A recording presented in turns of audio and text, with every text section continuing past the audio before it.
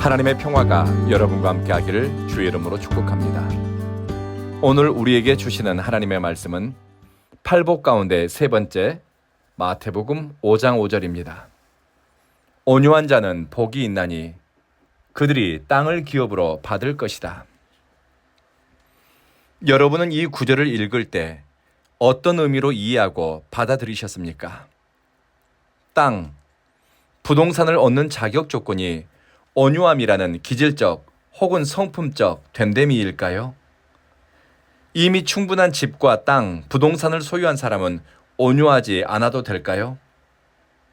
그리고 왜 많은 하나님의 신실한 백성들과 겸손한 종들은 땅은커녕 유리 방황하듯 궁핍하고 빈곤하게 사는 걸까요? 대체 하나님이 주시는 땅은 무엇이고 그것을 기업으로 받게 되는 온유한 사람은 어떤 사람을 가리키는 걸까요? 성서학자들은 마태복음 5장 5절을 해석할 때 시편 37편 다윗의 노래와 관련지어 해석했습니다. 시편 37편은 가난한 사람에게 주는 교훈이라고 불립니다. 다윗은 현실 세계에서 하나님 없이 사는 사람들이 행복을 누리고 많은 것을 소유하고 떵떵거리며 사는 것을 보았습니다. 반면에 하나님을 사랑하는 의인들이 이 땅에서 고난받고 궁핍하게 사는 것도 보았습니다. 빈곤한데 행복하기가 어렵지요. 내일 먹거리가 준비되지 않았는데 어떻게 편안하게 잠자리에 들 수가 있겠습니까? 다윗은 땅을 소유한 수많은 권력자들과 부유한 사람들이 하나님 없는 것처럼 살아도 잘 사는 것을 보았습니다. 하나님을 경외하지만 일용할 양식으로밖에 살 수 없는 궁핍한 하나님의 백성도 보았습니다. 하나님을 경외하고 잘 섬기는 사람들이 복을 누리고 모든 일에 부족함이 없어야 할 것 같은데 현실은 그렇지 않았습니다. 다윗은 어떻게 이것을 신앙의 원리로 해석해야 될지, 어떻게 현실을 믿음의 눈으로 바라봐야 될지 많이 고민했고 그리고 이런 결론에 이르게 되었습니다. 악인의 행복은 잠깐이고 속히 사라질 것이다. 그들의 소유와 그들이 누리는 것은 풀처럼 시들 것이다. 그들이 잘 된다고 속상해하거나 시샘하지 말아라. 하나님을 경외하는 온유한 너희들은 하나님을 의뢰하고 선을 행하며 살도록 해라. 그리고 시편 37편 11절에서 오늘 예수님의 말씀과 유사한 구절이 소개됩니다. 온유한 자들은 땅을 차지하며 풍성한 화평으로 즐거워하리로다. 다윗의 시편과 마태복음 5장에서 언급된 온유한 사람은 단순히 겸손한 사람이나 성격이 부드러운 사람을 가리키는 것이 아닙니다. 사회 경제적 차원에서 갖지 못한 사람, 궁핍하고 가난한 사람을 의미한다고 성서학자들은 해석합니다. 경제적으로 뒤처지고 자기 몫을 주장할 수 없는 사람입니다. 착취를 당하거나 인정받지 못하는 사람일 수도 있습니다. 고대 사회에서는 땅이 없다고 하는 것은 생존을 위한 터전이 없다는 것입니다. 나그네요, 떠돌이와 같은 존재이니 공동체 안에서 약탈과 이용의 대상이 되는 약자라고 할 수 있는 사람들입니다. 그렇다면 누가 이들의 울타리가 될 수 있을까요? 이런 배경과 조건에서 태어나고 살아가는 사람에게는 미래가 없거나 어떤 나아질 가능성이 없다는 말일까요? 다윗은 하나님이 그들에게 선물로서 땅을 주실 것이라고 적었습니다.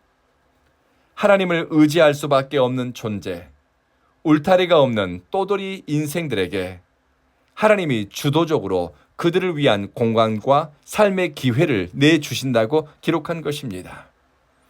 이런 믿음과 확신의 배경에는 땅에 대한 절대적인 주권이 하나님께 있다는 신앙 고백이 있습니다. 땅에 대한 주권이 하나님께 있다고 믿는다면 많은 땅을 소유했더라도 교만해지는 것을 경계합니다. 자기에게 있는 권리와 권한을 주장하고 그것을 소비하는 데서 만족을 찾거나 혹은 힘의 남용을 통해 자기를 과시하거나 드러내려고 하지 않습니다. 어떤 복음주의 설교자는 이 대목에서 하나님의 주권을 인정하는 사람은, 온유한 사람은 자기의 힘을 뺄 줄 아는 사람이고 자기가 행사할 수 있는 권한을 내려놓을 줄 아는 사람이라고 설교했습니다.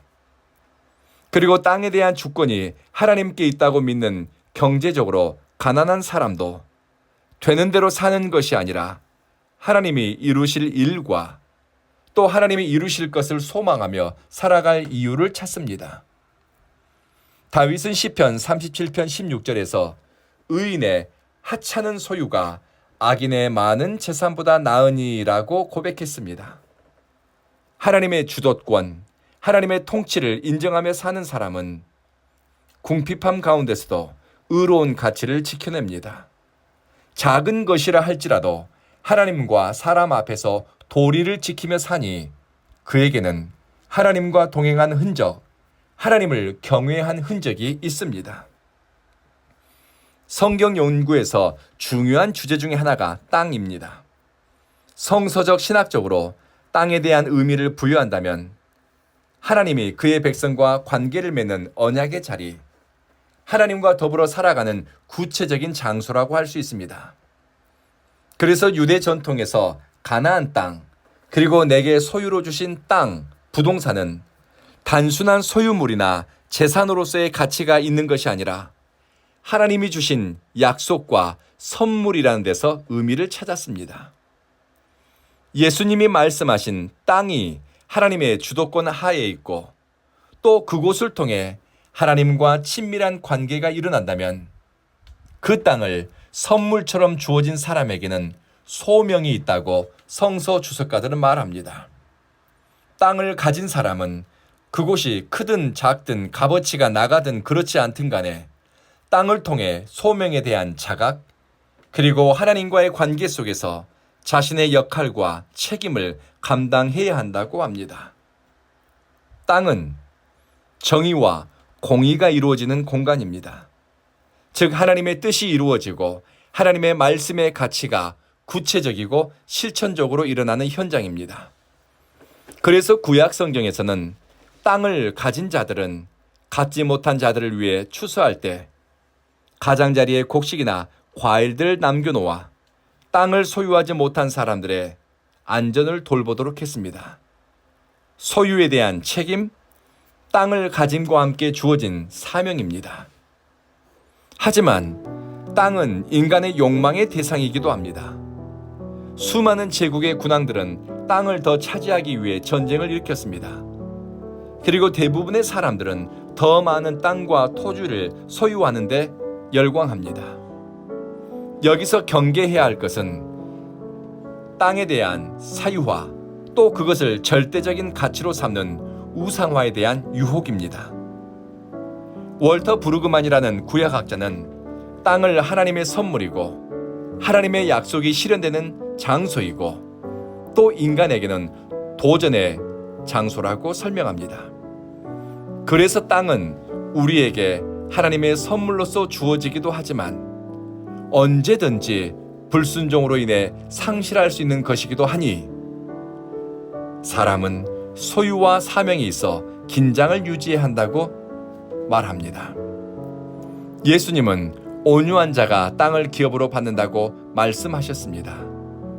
가난하여 삶의 뿌리를 내릴 터전이 없는 인생이나 많은 것을 넘치도록 소유한 사람에게나 땅에 대한 주권은 하나님께 있으며 하나님이 통치하시고 다스립니다. 그리스도인은 하나님의 주권과 다스림 속에서 자신의 자리를 발견하고 그리고 소명을 쫓아 순종하는 것을 기쁨으로 여깁니다. 기도하겠습니다. 자비하신 주님, 탐욕과 욕망이 선택의 기준이 되고 인생의 동기가 되는 시대를 우리는 살아가고 있습니다. 우리에게 자족하는 마음을 주시고 우리에게 주신 많은 것들 속에서 사명을 인식하고 하나님의 기뻐하는 뜻과 가치를 위해 따라갈 의지가 새로워지게 하소서.